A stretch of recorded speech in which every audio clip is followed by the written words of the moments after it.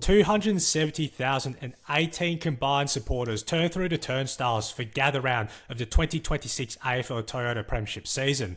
Conditions which had been pretty conducive for the previous three gather rounds, all resulting in fine conditions, unfortunately didn't turn out that way in the second half of Adelaide and Carlton, as a torrential downpour played havoc and further culminated into Friday night's clash between Collingwood and Fremantle, all ending on Sunday between Port Adelaide and St Kilda. As we now approach the quarter-way mark of this premiership campaign, there's still plenty to play out, and where teams do sit amongst the top four, also in the 5-6 positions, as well as the 7-10 positions, and just outside the top 10, at least for the time being. Welcome to another edition here of Out on the Full through Scoreboard Media. My name is Yuri Bilicic, and yet again, it's great to have your listenership for another episode, as I welcome back Woody for another conversation to break down what transpired, particularly one particular piece of news which has been raging the headlines for the last 24 to 48 hours, and look ahead to round 6. Woody, welcome back. Thanks for having me, mate. And yeah, it's good to be back. I've got a bit to say about this one, but I think I'll pick my words carefully just to be sure. But I mean, at the same time, I think we all know what's going to be discussed. And Zak Butters recently got a $1,500 fine at the end of it all. Really not much for all that's been going on in the media. And yeah, look, you can understand why it is in so many headlines, but I think we all have an opinion, and I'm interested to hear yours too, mate. Well, I was thinking about this last night, Woody, and I also too wanted to tread this with caution, because also player reputation, umpire reputation, you don't want to slander it one bit whatsoever. And sort of when you go back and listen to it, and normally every game the umpires have their mics on, so you can audibly hear what's been said on the field, exchanges between the umpire and a player for, say, a free kick, and the umpire may give a clarification as to why the free kick was paid. But this one, you thought, oh, okay, there may be some specified reasoning for what Butters said to umpire Nick Foot, but when you go back and listen to it, there's no audio mic, which is strangely weird, to say the least, on that. So the deliberation at the tribunal, from what transpired on Monday evening, pretty much became a he said thing. And because there is no audio evidence to back it up, and Zak Butters, after once the tribunal had finished, I think he gave a brief, I think it was 40 second statement on his innocence. And okay, there has been a report sheet on him copping 51 fines or whatever it is for a massive 30 grand throughout his career. What's it been now? Off the top of my head, about 8 seasons he's been in the system for, so who knows about that. But it's a very peculiar one that we don't normally see too often, Woody, and sort of the ramifications, conflicts of interest, whatever else you want to discuss about, it's really a line ball in the sand, to say the least. Yeah, I mean, to be honest, and I'm going to try and avoid pointing any sort of fingers at anybody, but honestly directly at the AFL. And this is something that I think could have been avoided, as it does come across as a conflict of interest. And, Nick approached the AFL about joining Sportsbet and then their division racing.com in 2025, February. So, I mean, I feel like this has been a ticking time bomb. There's been a lot of people, in little circles around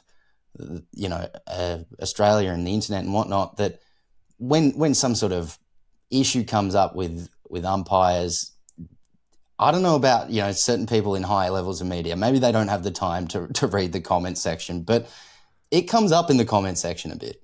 And I feel like this could have been avoided by saying, hey, mate, we probably can't let an umpire be paid by Sportsbet, despite the fact there would be an arm's distance between yourself and what you're doing there and the AFL. And I think that's just comes down to conflict of interest. I don't want to be over the top, but you couldn't have the guy that runs, NAB running ANZ at the same time.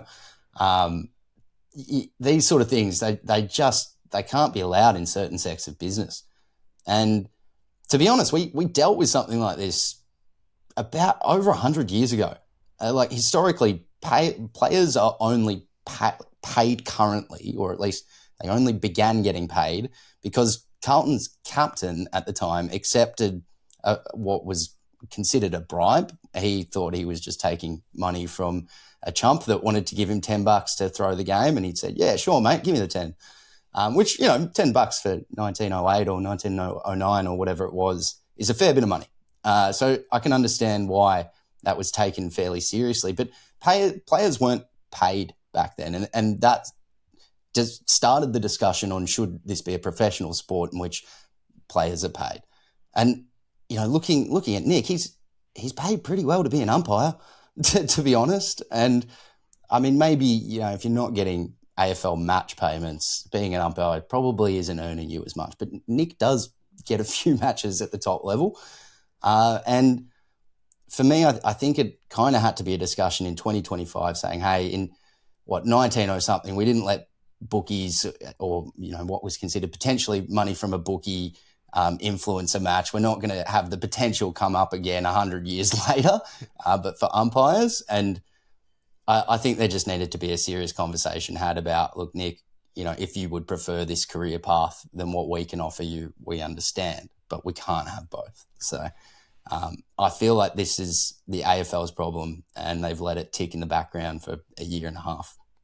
Well, I think he's already umpired Nick Foot a grand final already, and he's been an umpire for, I think, just over a decade now, off the top of my head. So his experience goes, I think, all the way back to 2010. So he started umpiring really early and built his way up the ranks through state level and now to AFL level. So you can't look past that too. So the whole line at the moment, you pointed out perfectly, Woody's the whole interest section, which it just makes it extremely difficult. And I sort of look at throughout the years with umpire-player sort of remaining cordial in that term too, without sort of being overly friendly, but at the same time not being overly demonstrative. And Ray Chamberlain, who was on AFL 360 with Gerard Whateley and Gary Lyon, does his weekly umpiring segment to look over the round and why free kicks weren't paid and why frees were paid, was talking about some instances that he had with players where he basically would just talk to him afterwards and be like, oh, okay, this is why I gave away 50 metres, or why I penalised you 50 metres, or why I gave that free kick away, or why I pinned you holding the ball. So he was a very open, communicative style of umpire, right? And I think he had a lot of the players respect. And the thing with what happened with Sean Grigg, I think it was 2018, that incident at Adelaide Oval, and that was probably the most funniest part of the lot. But I think it comes down a lot to umpires' personalities. And yes, there's a lot of pressure on the field, and we have seen throughout that it can get pretty spiteful in a way too. And umpires are the last ones to cop the brunt of crowd abuse. They get it from the crowds and everybody else in the public. They really don't need it from those that they're just trying to help get, a game of footy done, right? So I mean, I get it. Like, if Nick thinks that he's heard what he thinks he's heard, that is a reportable offence. And I understand the rules that say, if you've reported a player, you can't have the discussion with them afterwards. This needs to be a separation, much like I think there should be more separations. But at the same time, like, I can so easily see how it is just a simple mishearing. And, like, it is very unfortunate that we don't have the audio, as you mentioned earlier, and I do think that's somewhat bizarre. It feels like you probably should be able to hear that, but fair enough. These things happen. And, like, I feel like this path kind of needed to be taken. But I also, like you mentioned, Jared, Ray Chamberlain and his stories. I heard Joey Montagna tell something similar where he bumped a ruckman in the centre of the ground. It was given a 50 metres. He's chasing after the umpire as the umpire's like, descent, you can't say that sort of thing. He's gotten him to 40 odd metres out and he's gone, mate, what did I said soft bump, because I bumped a ruckman and he fell over. Perhaps he heard a word that was with a C. And Joey got an apology in that moment because he said, look, maybe I did mishear you. So I think there's an element of, like, cooler heads kind of needed to prevail in this. And I think as much as the umpires do need backing in from the AFL to, that's their guys. They need to look after their umpires. There needed to be an element of like, look, we're going to make sure that this doesn't happen again, but because we can't find a definitive answer, we have an odd press release, I might add, as well, that has come out in the last hour or so. I think it just needed to be, look, we won't let this happen again. We will make sure that mics can hear within 10 or so meters going forward. We will make sure that we recorded all points and have like a step in between so that the public can't hear everything unless, like if there is a swear we need to show it, like that sort of thing. So, and I think half of these steps kind of exist already. It's just at some point or another, they haven't been developed to the fullest extent in which we could get an outcome from this situation. So yeah, it's a very tough one, and I don't think anybody's won out of this. No, just don't think there are any winners with this too, and hopefully there's some resolution that they can move on, at least umpire Matt Foote and Zak Butters too, because it's so tough because you don't want to sort of side anyway. You have to be extremely careful with this because this is the first that we've probably seen of this when the umpires have had mics attached on them. You won't have seen that back in the 1990s, 1980s. Probably will have obviously audibly heard a player be demonstrative. Maybe, I don't know, Brian Taylor when he was at Collingwood with the umpire. I think you could just see them, to be honest. I don't think there was much need for audio back in those days, to be fair. There's a lot of limbs just flailing about. But no, I think there needs to be a statement from the AFL saying this: we won't let this happen again. We will invest in the infrastructure needed to make sure that it doesn't. And hopefully that will come to the solution in the transpiring weeks, depending on what happens. And the AFL Players Association, as you mentioned, Woody, have released their own statement too in defence of Zak Butters. So plenty will play out too in the coming days. We'll move ahead from that conversation straight on to the round 6 games and what to look forward to. And Thursday night all begins at the MCG between Carlton and Collingwood. Both sides really struggling to kick a score at the moment. Collingwoods have been well-renowned at the moment, second last for points for it, 69.6 points per game, but they've completely had the wood over the Blues since 2018, Woody, winning 12 of their last 14 contests. A quick quiz for you. When did those 2 victories for Carlton happen against Collingwood? Which two? When the last 2 times they won? Correct. Unfortunately for you, mate, I've got it right in front of me, so I don't know if it's going to be a great one. That was round 20, 2023 and round 18, 2021, and they got it done by about 31 points and 20-something points, respectively. That's correct. Yeah, that Friday night game, 2023, when Charlie Curnow was there, he kicked 6 goals on Darcy Moore that night, and then the 2021 game was when Jack Silvani lost his grandfather Serge in the end, and he kicked that goal and gave a kiss to the sky when there was no fans, as you very well know too, Woody, with Victoria's 261 consecutive days of lockdown in from about late, I think it was August 2021, off the top of my head, roughly around there. Just with the Blues, and first we'll probably start off with some of the issues of at least having, I think, defence to attack transition scoring has been a woeful area at the moment. They're last for that 18 points per game. And I think contest-wise, again, we always talk about is that they look really sound. And it happened for the first quarter where he kicked 7 first-quarter goals. Walsh and Cripps have a combined 27 touches between them. Then afterwards, the Crows put a fair amount of work on both of them with Sam Berry and James Peatling doing some negating roles for them. And then came the third quarter and they had at least that barrage of inside 50 entries repeatedly, but just couldn't impact the scoreboard enough. And Collingwood's having the same problems as well. They've got their fair amount of inside 50s. We've seen it through the first month of the season, but just haven't been able to translate onto the scoreboard. Just the impact of this for both sides going into Friday night and just having the confidence at least to kick a couple of goals early on the board and try and shape things up from there. Yeah, I think this will be a very interesting match because I don't think it's going to be decided early. And again, you've kind of pointed out why neither side's scoring great. But Carlton has jumped out of the blocks in most games fairly well. It's just they've struggled to keep the foot on the pedal.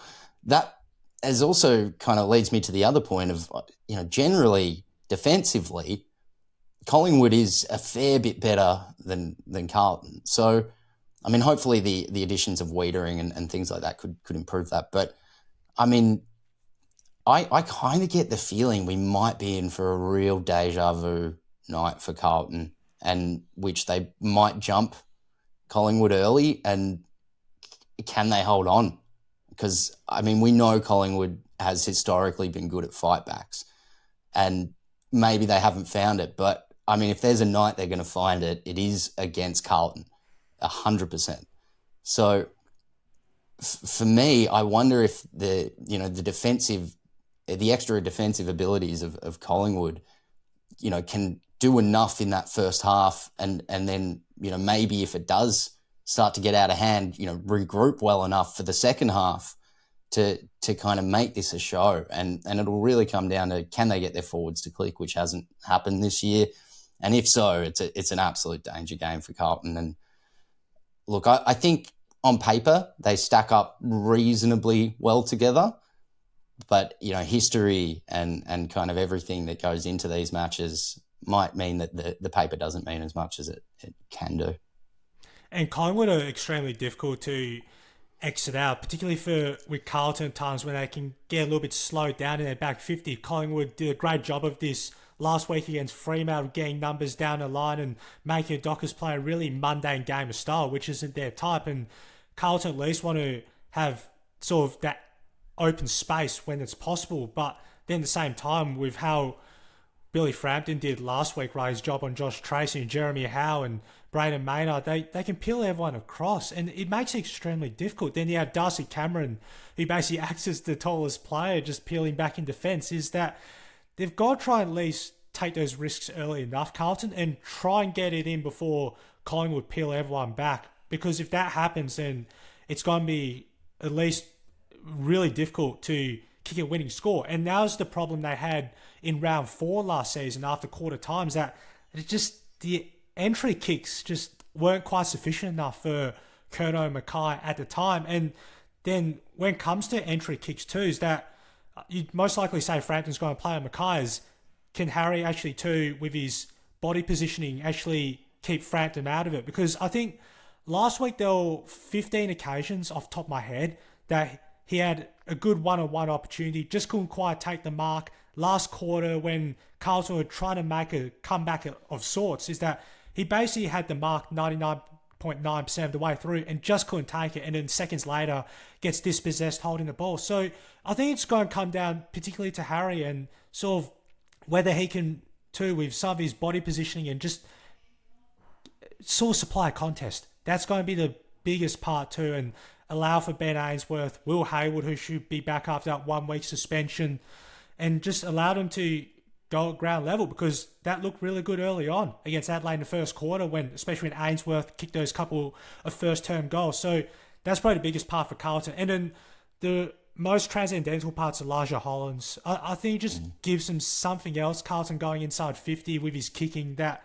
I think separates a lot from Chera, Cripps, Walsh, is that he doesn't tend to waste it too much, and he makes the right decisions when it's there, and he doesn't need 30 touches to impact. We've seen already the game against Melbourne in round 3, he had 25 disposals, kicked a couple of goals, and he runs. And that's what Carlton need, just that open field paddock for him to just operate and give them that supply. And the same with Jordan Boyd. And I think there was a question that was raised, is that from Carlton, who amongst their half back line can give them that dash? And I think Boyd's the biggest answer of the lot. Yeah, definitely. I've also liked the introduction of Nick Newman over the last couple of weeks. It's good to see him back. I think Carlton needs to have that ability to move it into 50 throughout the entirety of the match, because if that breaks down, then yeah, they're going to start struggling to do anything, to be frank. So yeah, look, I think this will be an interesting game in terms of, I don't think either team are really in a lot of form, to be honest. And I know that neither team like each other. So I reckon it'll be fun. This will be a good Thursday night match. I'll go Collingwood because I think they'll find a little bit of firepower this week that might be too much. Yeah, I've got the Magpies winning this by a couple of goals. I just think always against Carlton, they just seem to have their number, and particularly in those crunch time moments we've seen it throughout recent seasons, that they just bob up. 2022 and round 23 when Jack Ginnivan kicks that goal right, and then we saw in 2024 round 8 Nick Dacos kicks the goal from the stoppage. 2024 they get up for Scott Pendlebury's 400th game after Mitch McGovern misses the shot after the siren. So they just had this knack, Collingwood, of playing extremely well against us for a long period of time. So I've got the Magpies scraping home in this encounter. We'll move on to the Friday night games, Woody, because last season, the last couple of seasons, the league has introduced double headers on some Friday night games, which is about to transpire at least for the next, I think, 4 to 5 weeks now, which is oddly peculiar. But this one's at GMHBA Stadium between Geelong and the Western Bulldogs. And most recently, the Bulldogs have enjoyed some success down at the Cattery, winning 2 of their last 3 contests, and the previous encounter between the sides saw a combined 36 majors and probably one of the most epic free-flowing games of football for season 2025. The biggest test now for the Bulldogs, the small dimensions of the field, just how can they potentially widen a lot with what Geelong do so well defensively?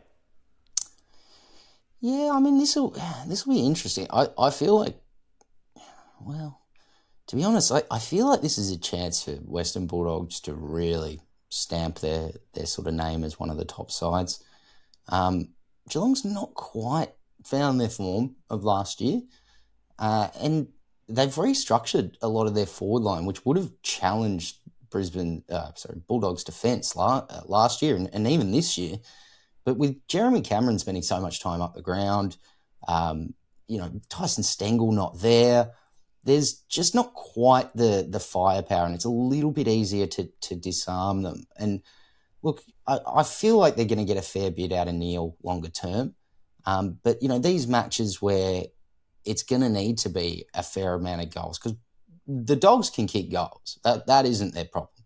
Their problem's defending. So it's going to come down to, can Geelong kick enough goals at home for me? And I think that's going to be the question for me. In terms of Geelong's defence, they've been great for years, but I just don't know that they've got enough tall body defence to really take down what is, a potential giant out of Sam Darcy, and then, deal with the other issues there. I mean, Croft is ticking along.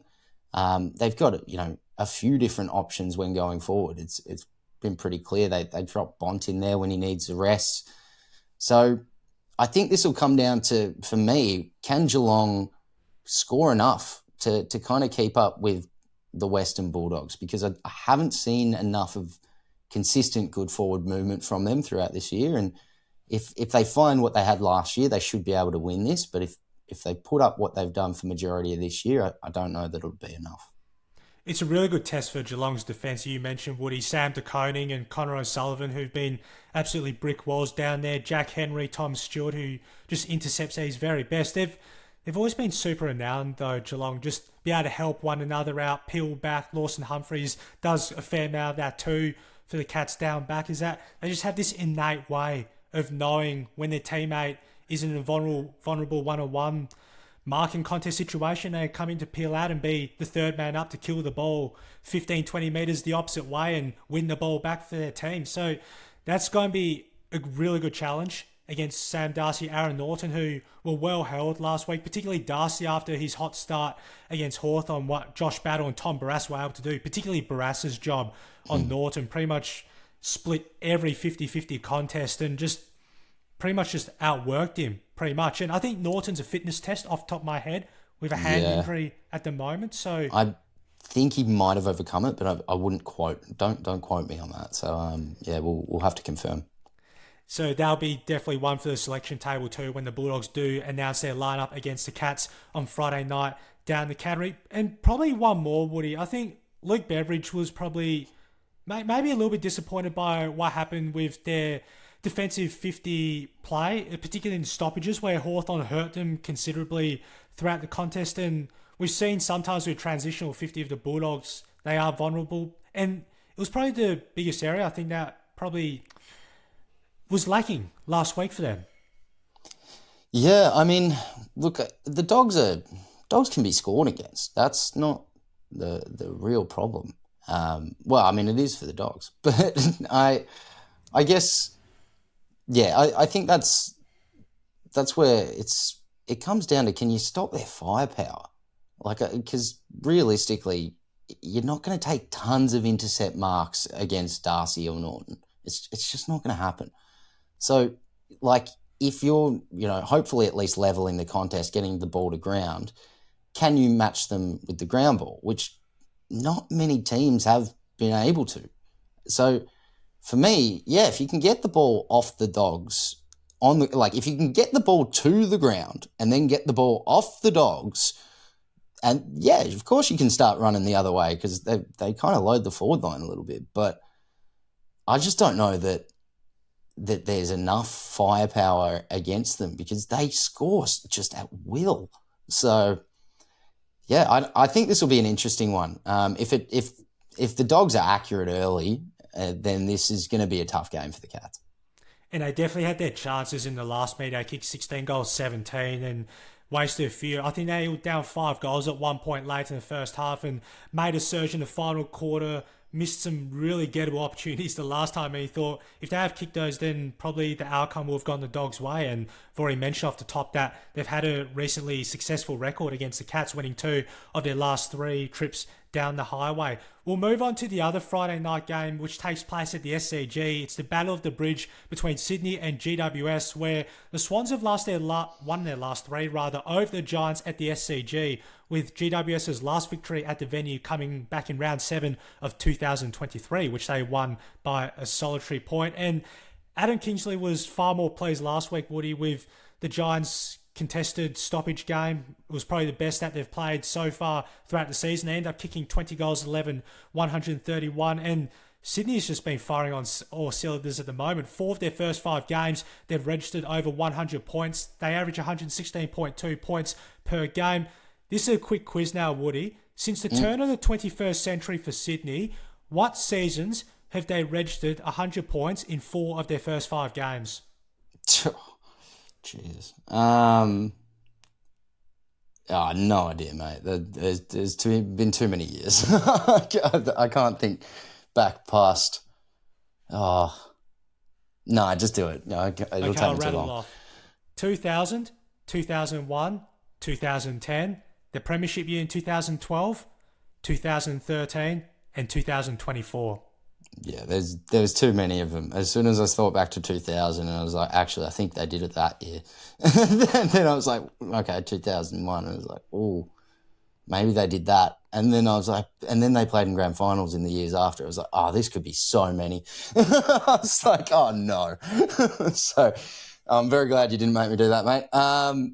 Yeah, look, in terms of this match, look, you'd want to be able to, have a good contested match against Sydney because there's not many things in the Giants' favour, and they'll need to at least start at the clearances if there are any chance. So, yeah, I think this is honestly a pretty easy win to Sydney until they start getting some of their names back through, which it was good to see Brett Daniels back, getting a couple goals. It was nice. It will help them longer term. Bit of flexibility for Green as well.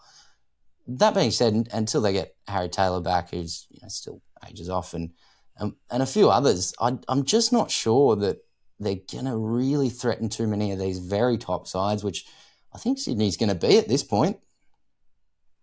Yeah, definitely, Woody. I completely attest to that. And the back end of last season was probably the biggest catalyst for the Swans after a slow start to the season. We know what happened. Errol Goulden misses the first 3 months of the season with that syndesmosis injury in the practice game against the Gold Coast Suns in late February. And they were pretty much just sort of fighting leather to sort of maybe just build this new identity under Coach Dean Cox at that time, and it was just going to take those little pieces to gel everything together. And this is so reminiscent of what they did in 2024 that it's not even funny at all. The parallels that they can kick 100 plus points every week and win. This is almost a linear to what the Geelong team were doing during their dynasty from 2007 to 2011. Essendon wore that 2000 year when they basically just smashed up 100 points, barring, I think, the game against the Western Bulldogs in the penultimate home and away season. I think they kicked 81 points, and that was the only loss they had in the campaign. The Brisbane Lions during the three-peat era from 2001 to 2003 is that there's so many different correlations that they have these amount of attacking weapons going inside 50 with Curnow, Amati, down there, Logan McDonald, who didn't play last season at all with that ankle injury. But it's not only that. Isaac Heaney's there. You throw in Chad Warner, who hits the scoreboard with regularity. Then they were playing Jake Lloyd as a defensive forward, which they did at the back end of last season, I think against St Kilda, which he kicked 3 goals that afternoon, which was a career high. Now Harry Cunningham is playing as a forward, and he's primarily played as a defender for most of his career. So they just have these different flexibility options, the Swans. And I think for the Giants is how do they possibly try and make it almost a balance between trying to make it really congested as possible, but almost really play with the flair that we're also accustomed to. And we only look back to last year when they were down by 35 points early in the second half, and what happened in that Amazon Prime documentary, Adam Kingsley giving a best part of a 3-4 minute rocket to the players, and the number of expletives are probably about 40 to 50 in there during the halftime break, and they were able to turn that around. And it's on the onus of Finn Callaghan, who was, I think, got the 3 votes in the last game that the sides met, and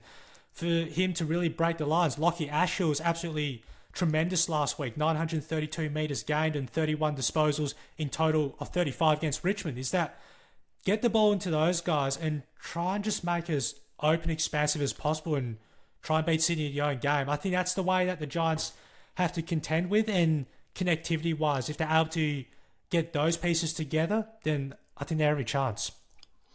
Yeah, I'm less optimistic. I think this is a pretty simple Sydney win, to be honest. And the only way I can see the Giants winning is through counter-attack. And honestly, it's just not enough against a side like this with Sydney. And I mean, they've been brilliant. They've brought in a couple of players. Charlie Curnow obviously has done great things, but even Sarong, off that sort of half-back flank wing situation, has, reinvented himself. So, I mean, they've just got endless depth, and they've, if they didn't have the right people in the spot, they've got some people underneath them as well. We're still waiting on, I think, Goulden to come back. He's how many weeks away now? A while. But they've got all they need at this point, and Giants are missing a lot. So I can't see this going any way but Sydney very comfortably defeating them. And we'll see what happens whether Sydney extend that home winning streak against the Giants to 4 if the Giants do snap that 3-game skid at the SCG. We'll move ahead now to the first game on Saturday, taking place at People First Stadium between Gold Coast and Essendon. And this too for the Bombers, they haven't beaten the Suns up at Metricon Stadium formerly, that's why it used to be called, in round 19 of 2019, which was a Sunday twilight game off the top of my head. And finally, after what happened a long time for the Bombers, it was been since round 11 last season that they registered a victory over the Tigers in the Dreamtime game, should I say, on the Friday night, that they beat Melbourne by 45 points. And really was set up on the back end of that third quarter, Woody, that the game was, I think it was only a 5-point difference, time on third term. They kicked those 3-4 goals in a hurry and basically inflate the margin. I think they ended up kicking the next 7 goals on the trot and just basically expand the game wide open. Just the pleasing part for the Bombers, you think they took from the second half against the Western Bulldogs, and to be able to put down paper for basically the entirety of the game, and then sort of now to challenge themselves against the Suns, who've sort of been a little bit flat-footed these last couple of weeks. Yeah, well, I mean, look, Essendon will be buoyed by their win last week. It's been a long time coming, and very happy for all my Essendon friends. But yeah, I mean, Gold Coast hasn't been the Gold Coast we kind of expected. And Essendon's found a new style. I don't know if I love it, to be honest, but it's definitely going to give them more ability to control the match. Essentially, they're chipping it around defensively. I think they do it too much. They've kind of got a bit of an issue similar to Fremantle about 2 years ago, where they're spending too much time looking for their option going forward, and their speed of ball movement in offense is just slower than their opposition's speed of defense. So, I mean, they're just not getting the ball forward enough, quick enough for me. So, look, I'd like to see Essendon go back to back. Really, I mean, prove me wrong, to be honest, but I don't know that I can see it happening. I mean, obviously, People's First Stadium has been a bit of a fortress, and look, last year Gold Coast beat them by what, like 100-ish points. So I just can't see how this gets much better for Essendon. It was particularly with the potential inclusion of Petrarca.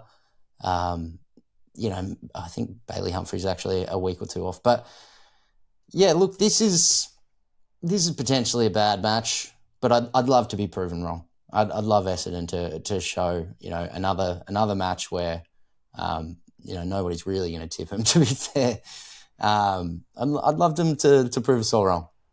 Well, if they show what they did in the contested area against Melbourne last week, winning out by plus 27, then they sustain that for long periods and in particular sections of the ground, then they can give themselves a chance. It's just with the Suns' whole counter-attack from the outer, once they do get it into the outer and operate through hands and then get through Noah Anderson or Petrarca entering inside 50s, that you just can't give the ball carrier that much room. So that's probably a big onus for the Bombers, and they were able to do that really well at the back end of the third term and in the last quarter last week against Melbourne. So big watch on that too for the Bombers for what does entail against the Suns up at People First Stadium.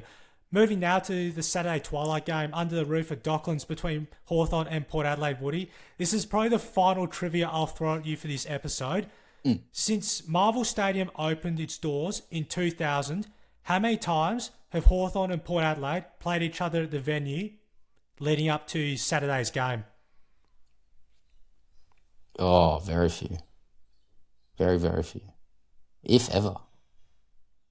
Oh, it'd be like maybe in the early 2000s when it was like colonial. I'm not sure. I would say one or two.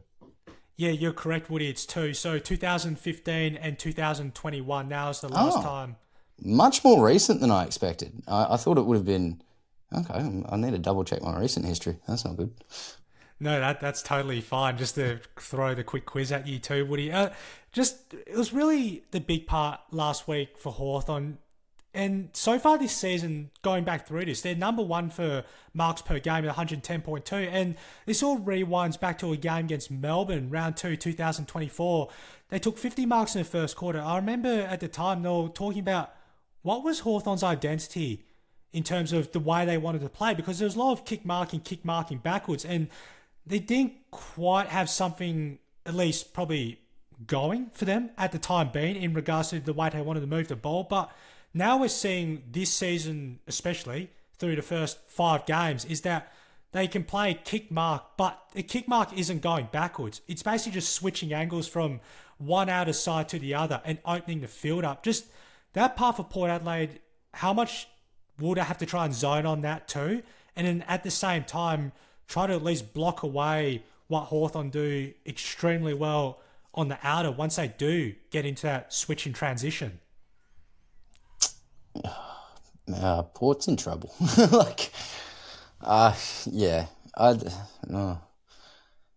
Like they've played in some respects and portions of their matches well, but like they're so reliant on the structures that they need to win. I mean, they need Aaliyah to be playing well. I mean, St Kilda, even last week, it was pretty obvious. Like if you just avoided Mitch Owens and Aaliyah, you could get pretty easily to the goal, or at least get close enough to try and give it a crack. So, like the second you avoid him, you can start moving in, and it's bad because they don't really have enough movement out of defence. They're D50 to forward 50 is like what 20-odd%, 21%. So Yeah, I mean, none of the stats are really going to favour them. Looking over it quickly, I don't think this is going to be great for Port. I don't think there's really a way for them to move forward efficiently enough, while also just being in enough places to stop Hawthorn, because Hawthorn actually challenged the Lions quite well and really changed their line of attack pretty often. So I don't know that this will be great. I think, look, maybe Port can hold on for that first half or so, but I dare say Hawthorn with enough opportunities will just run over the top of them. I think for Hawthorn, they've got brilliant connectivity on the wings, Woody. They just know where each other is on the field, know when to give the handball receive. And watching the game against the Western Bulldogs, there was one particular play going forward where I think it was D'Ambrosio and Amon together in linking chain. And it looks so flawless. And then when the ball hits ground level, remember that play in the last quarter where Nick Watson basically just bobs up. Their smalls are so great at anticipating where the ground ball is going to be. It's not only him, but we talk about Jack Ginnivan, but Dylan Moore, I think, is probably the most unheralded player within that whole structure for Hawthorn. Is that he can push so far up and then his pace to just burst away almost and take two bounces and then spot up Jack Gunston or Mitch Lewis going inside 50. I think it's just second to none. So they have a lot of those areas covered, I think, Hawthorn, and that's probably your worry if you're Port Adelaide. And for I think Logan Evans will probably have one of those jobs. I think on Nick Watson most likely, or I think at least one of those matchups he'll have, and then probably it's Kane Farrell, but they want to try and open him up to be that attacking, rebounding And half probably back, be and then Jace play. Burgoyne. Yeah, and unfortunately, like Burgoyne would be fine in the air, against like a Nick Watson or something like that. But like, let it get to ground. The angles that Watson had cut up on him would just be too much. Like, I mean, Naz did it to him, and like they're similar body shapes. Like he's not going to be able to get himself down to tackle somebody that's an extra 20 centimeters shorter than him when they're zipping left to right. So yeah, this is danger all over it. Yeah, they're definitely for sure too, Woody. And Hawthorn definitely found their feet after that opening round loss that they encountered to GWS when they conceded 122 points. And I think that was probably the reality check that I think Sam Mitchell spoke about post-game too. And the Hawks have answered since then, now at the moment, sitting currently inside the top four. To the Saturday night game, Woody, and your Saints remain in Adelaide after gather round. They take on the Crows, where Adelaide have had the wood over them, winning 8 of the 10 encounters at the Adelaide Oval since Adelaide and Port Adelaide started playing games there at the venue at the start of the 2014 season. And one thing to start off with, Woody, and for St Kilda, and a couple of games they've done really well against an assortment of opposition inside 50 entries. The Giants in round 2 held them to 10 goals despite 62 inside 50 entries. Last week against Port Adelaide, 60 inside 50 entries, and really hold their own in that second half. What do you think's the most pleasing aspect of that too, Woody, with how Callum Wilkie, Jack Silvani have been able to sort of integrate and mesh together? Yeah, it's come on quickly. It's done well. I mean, Silvani last week had his highest intercept possessions of 12, beating his efforts the year prior at Carlton with 2 10s. But look, I think they've started to find a bit of form, which is good. There was obviously a little bit against that Melbourne match where it kind of got out of control, and I think they needed to reset. And it was probably good that they had to face one of the better sides afterwards before really kind of getting time off to figure it out, because it was like, all right, guys, we know this didn't work great against Collingwood, against yourself. Let's try against the Giants. Let's try it against Brizzy. Let's try and see what we can do. And look, they found a little bit. I would still be pretty worried. I'm praying that Fogarty hasn't returned. So that's kind of just the two big tools on the two big tools. But yeah, look, it'll be an interesting match. I mean, you've got a new guy taking over the Adelaide Ruck sort of contest, and then you've got similar for St Kilda with Tom De Koning. And I mean, fairly established midfield in Adelaide's, perhaps not the quickest or flashiest without say you're excluding Rankin and Rochelle. But, St Kilda is also a fairly new mid brigade. I think it'll come down to like kind of what happens in that contested moments and can St Kilda hold up defensively if they do lose it to get their opportunities to try rebound footy, which, to be fair, probably hasn't been working great for them.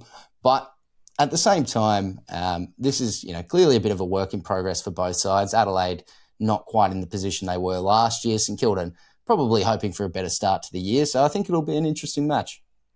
You've seen a lot of St Kilda footy in your lifetime, Woody, and last week against Port Adelaide, I think when the Power did start to make their move late in the third quarter, that I think there were probably a few little signs there too that the Saints became a bit rushed. It sort of became maybe conservative in a way they wanted to move the ball, and Port Adelaide did a really good job of playing behind the ball, and they had a spare man. I think they had Miles Bergman as that +1 in defence, so it made it a little bit more difficult.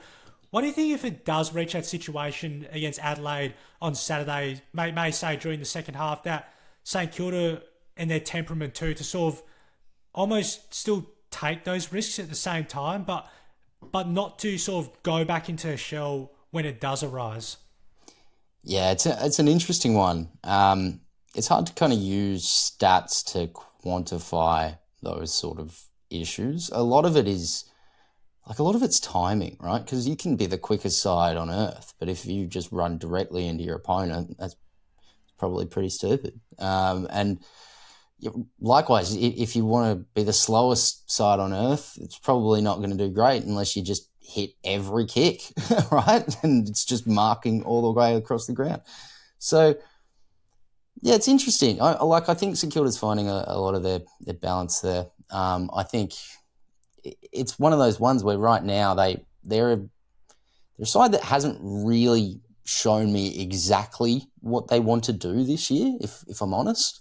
I feel like, being a Saints fan, I've got a fair inkling of what they're trying to do, but I feel like the issues that pop up for them will pop up one week and disappear the next. And it's hard to say what exactly is going wrong when it's different things going wrong each week. Because, St Kilda has looked amazing in their first halves, but fairly shocking in their seconds. Look, it was good to see them hold on in the fourth last week when their kind of back was against the wall. But, yeah, if they're in a similar position this week, I'd say it's going to be harder.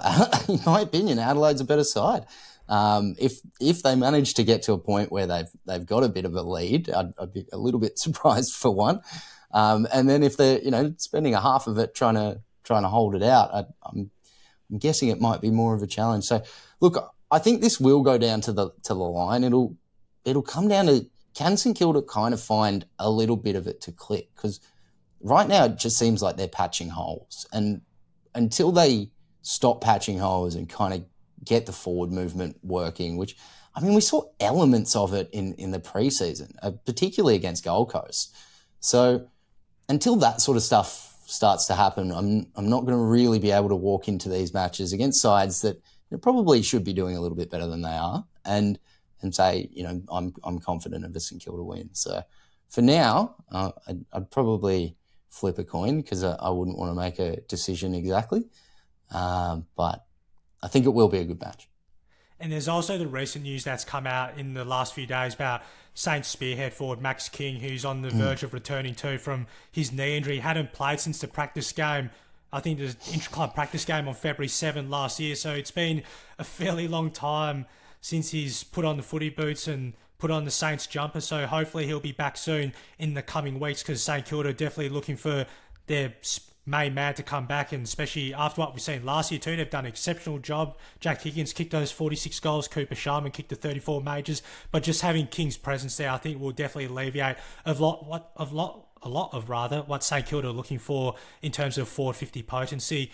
On to the first game on Sunday, back under the roof at Marvel Stadium between North Melbourne and Richmond, Woody, and the Tigers yet again, another loss for them, and I think Coach Adam Uze was left contemplating about another slow start for them, and North Melbourne haven't done too many things wrong to start this season, Woody. It's 3-2 at the moment, which you definitely would take through the first 5 rounds, and they were right up to their ears against the Brisbane Lions midway through the last quarter. I think they're only trailing by 8 points, and then just unfortunately the Lions' class in the end mattered most. Just sort of the observations to take away from this game, and of course the lead up most likely be with Harry Sheasel and his career high 54 disposals last season, or last time the teams met down in Hobart. Just your thoughts on just how the game does play out.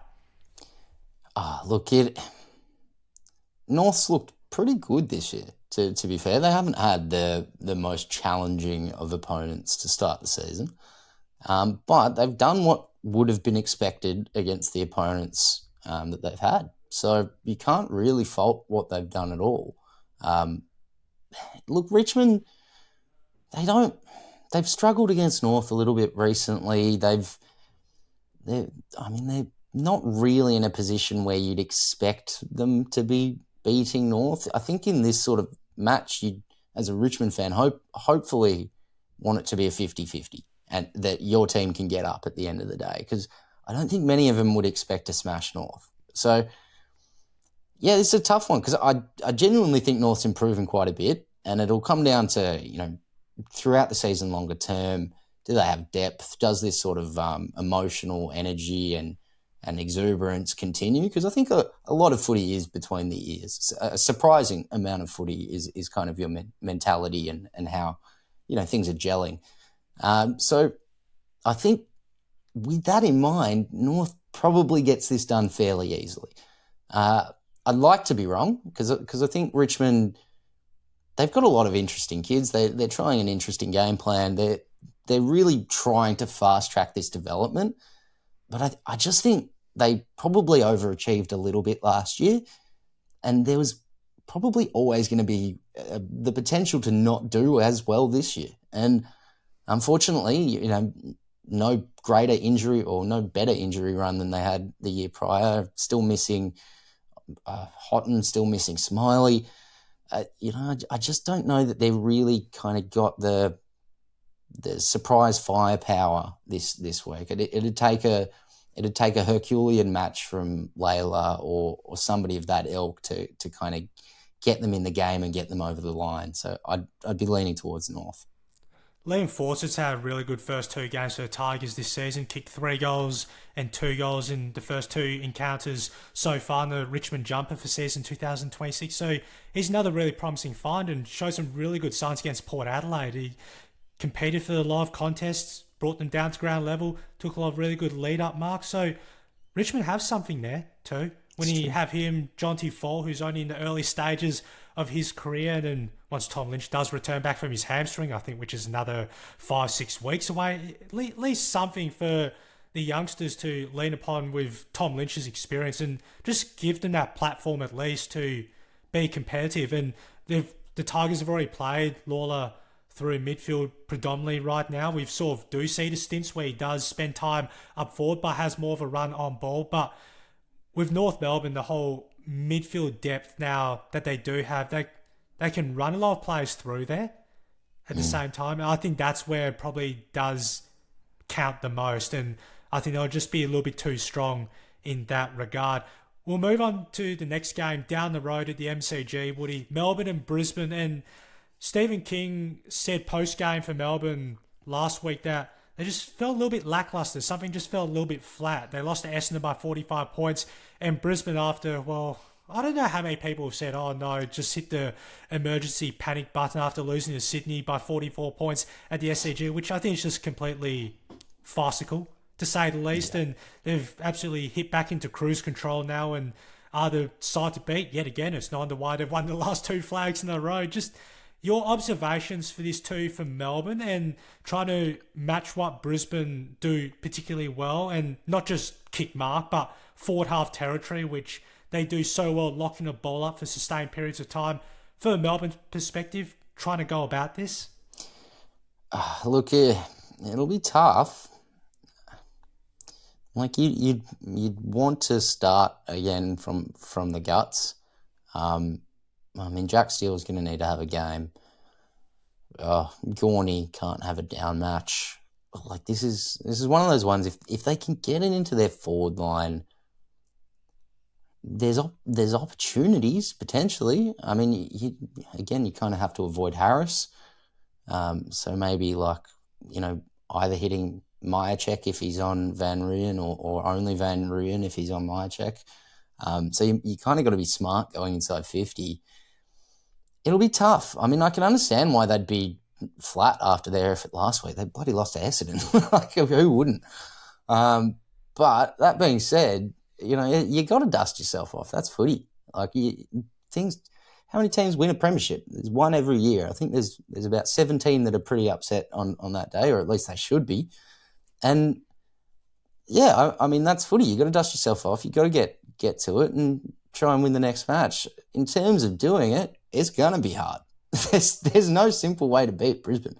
I mean, I was stunned St Kilda was in it at 3/4 time against them, to be honest with you. So, look, if they can get to 3/4 time within a kick or so, or ahead by a kick or so, you got 20 minutes to win the match. And I think one of these ones, you probably have to break down by quarter. You probably got to start the first quarter and say, hey, well, these are our goals. These are what we need to achieve.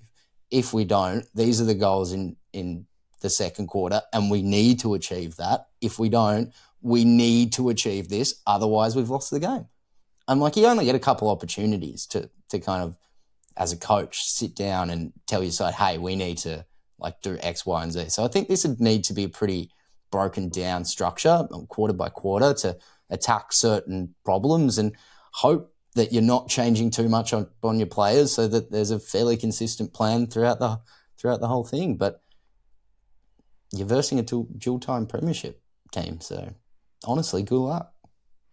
And Melbourne definitely would miss Jake Melksham. And the last time the sides did play at the Gabba, Melbourne won that encounter, and he played a really important part negating Harris Andrews in basically a shutdown forward role. And so that will have been the matchup if Melksham hadn't hurt himself last week against his former club Essendon. Then you have Christian Salem, who's out. I think it was an ankle injury off the top of my head, and then Trent Rivers, who pulled up sore. I think it was a knee injury. So that's also another big loss too, just through the midfield against what Brisbane already had there with Jill Brownlow medalist Lockie Neal, Josh Dunkley, both Ashcroft brothers, Will and Levi. The list goes on there, and Jared Berry, there's a whole influx that they can just put through there, and it makes life really extremely difficult. So I know I'm a Saints fan, but geez, it's unfair. Their list is just bloody hell. Sorry, where were we at?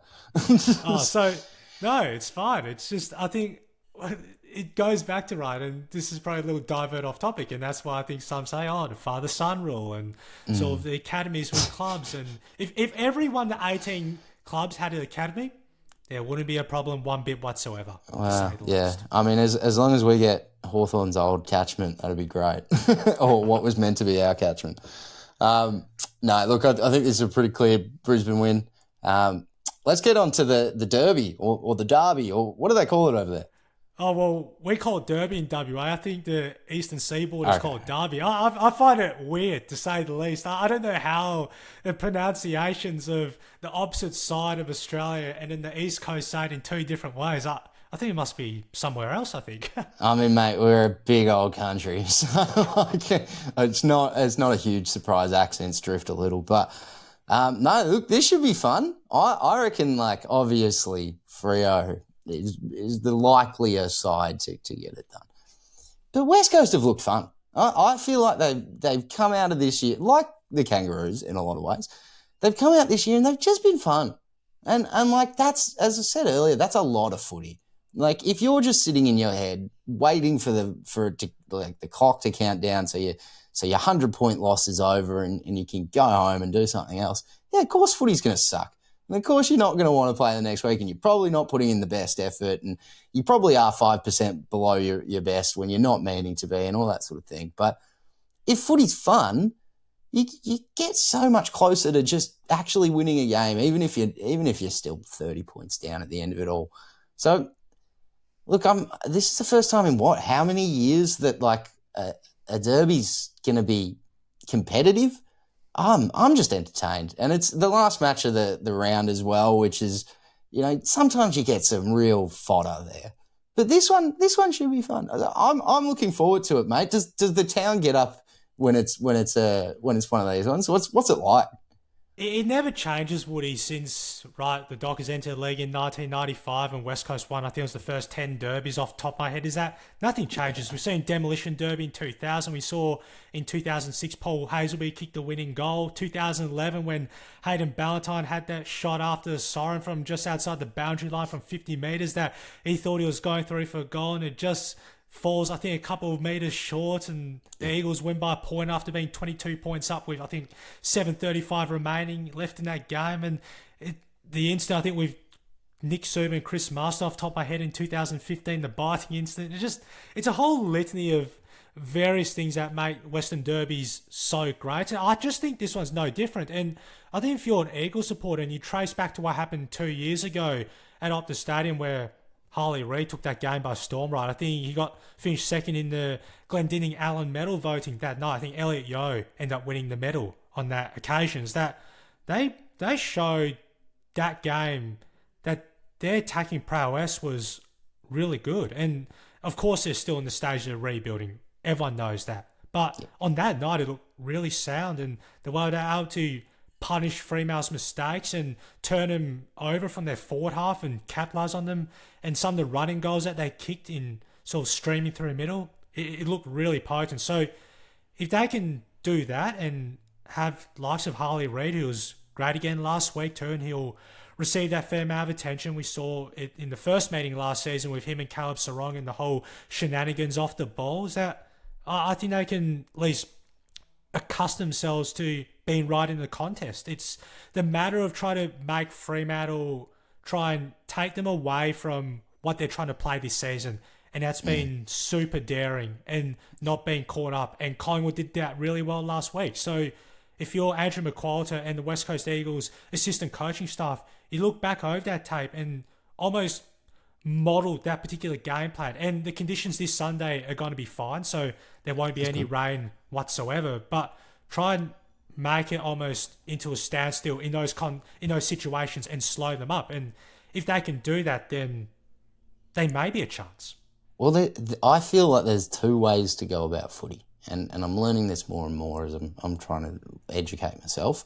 Outside of stats, right? Like you can beat people at the contest, you can do this and that, but a lot of it comes down to making your opponent a second late on decisions, making them question if it's the right decision. It's a lot of it's like can you get in your opponent's head, and that for West Coast will be when Fremantle is going to be daring and when they are going to try to counterattack, because you're right, it didn't work last week and they're going to try and mitigate that. You got to counter it. You got to hit them back with a punch that's just as hard. And when you cut off that darting kick across the ground, you got to get the goal. You got to run end to end. You can't stop and miss your opportunity, because if you take those opportunities, even if they're told to do it, it'll get in the back of their head. Or actually, I just tried to switch 5 minutes ago and it got cut off. I might actually go long down the line here, and that's all it needs to be. You just need to get into their head a couple of times early, get them kind of questioning whether they're doing the right things, get the coaches kind of spraying them when they think that they're going to have a good game, and maybe you get on top. It's happened before, as we've mentioned. So, I mean, more power to West Coast. I want to see them win. This has nothing to do with the fact that Freo stole Ross Lyon from us bloody 15 years ago.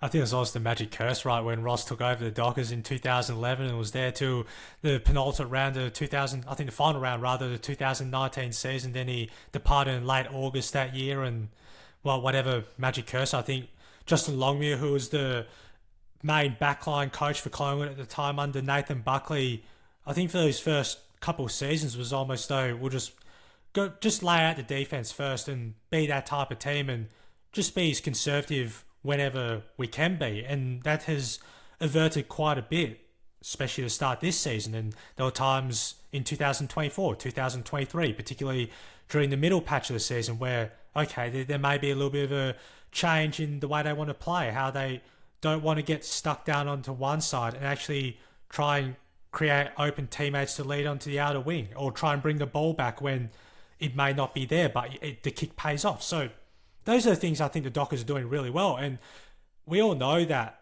their half forwards, when they bring them up and then just go slingshot catapult the other way, it's very hard to stop. So that's going to be a big thing for the West Coast Eagles with their defenders not to get sucked up too badly and almost be guarding grass, because the likes of Isaiah Dudley, Sam Switkowski, Chris Sherry, they'll burn you the other way. So that's a really good watch.